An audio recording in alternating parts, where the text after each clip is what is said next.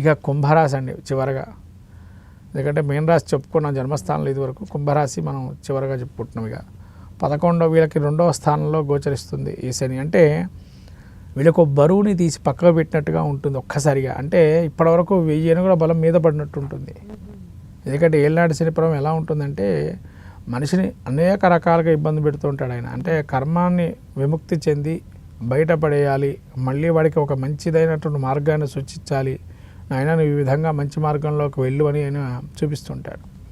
కాబట్టి ఇక్కడ ఏంటంటే ఇప్పటివరకు అనుభవించింది చాలు నాన్న, ఇంకా నువ్వు చేసుకోవాల్సింది ఏంది, ఎలా కృషి చేయాలి అనేది వాడికి చూపిస్తుంటాడు. ఇప్పుడు ఇక్కడి నుంచి 2వ స్థానానికి వెళ్తున్నాడు కాబట్టి, అంటే ఇక్కడి నుంచి నీవంటే ఏంది, నీ కుటుంబంలో ఏంటంటే ఏంది, నువ్వు బయట ఎలా సంపాదించగలుగుతావు, నీకు ఏ విధంగా నీ యొక్క యశస్సు కీర్తి లాభాలు ప్రతిష్ఠితం ఎలా చేసుకుంటావు అనేటువంటిది వీరికి ఇప్పుడు ఇక్కడి నుంచే ప్రారంభమవుతుంది. కుంభరాశి వారు ఇప్పటివరకు బాగా విపరీతమైనటువంటి శిరోవేదన కావచ్చు, కాళ్ళొప్పులు కావచ్చు, ప్రతి అనారోగ్యమైనటువంటి సూచనలు బాగా ఉండొచ్చు. అనారోగ్యం కావచ్చు, ధనంకు సంబంధించి కానీ ఇవన్నీ మూల త్రికోణం నుండే మంచి ఫలితాలు కూడా ఇచ్చిన రోజులు ఉన్నాయి కొన్ని. శని మూల త్రికోణం అది కుంభరాశి యాక్చువల్గా. కాబట్టి కానీ మీనంలో ఎప్పుడైతే ప్రవేశిస్తున్నాడో శుక్రబుధుల కాంబినేషన్ కూడా ద్వితీయంలో ఉంది కాబట్టి కుటుంబంలో ఒక మంచి జరిగే అవకాశము, కుటుంబంలో ఒక కొత్త వ్యక్తులు వచ్చే అవకాశము, తద్వారా కుటుంబంలో వీళ్ళకి మంచి పొందే అవకాశం, ధనం కూడా ఆదాయం పెరగటం, ఏ విధంగా పెంచుకోవాలనేది ఆలోచన జ్ఞానం పెరగటం, 10 మందిలో వీళ్ళకి ఇప్పటివరకు పేరు ఏదైతే పోగొట్టుకున్నా మళ్ళీ పునః పేరు రావటం, ఇవన్నీ కుంభరాశి వారికి యోగప్రదంగా ఉంటుంది. అంటే వీళ్ళకి 50%, 100లో 50% ఇవ్వచ్చు మిశ్రమ ఫలితాలుగా.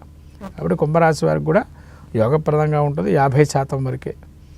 మొత్తం మీద మనం ద్వాదశ రాశి పరిస్థితి తెలుసుకున్నాం కాబట్టి ఏ రాశులకైతే బాగాలేదనుకుంటున్నామో ప్రస్తుతంగా ఆ రాశుల వారందరూ కూడా రాబోయే శని సంచారం దృష్టిలో పెట్టుకొని ముఖ్యంగా శివాలయాలు కూడా వైష్ణవ దేవాలయాలకు వెళ్ళి అర్చనాది కార్యక్రమాలు కానీ లేదా తనకు తాను ఇంట్లో చేసుకునే విధానంగా అంటే శివుడికి అభిషేకము, విష్ణు సహస్రనామపాలన నిత్యం చేసుకోవటం అనేది మంచిది.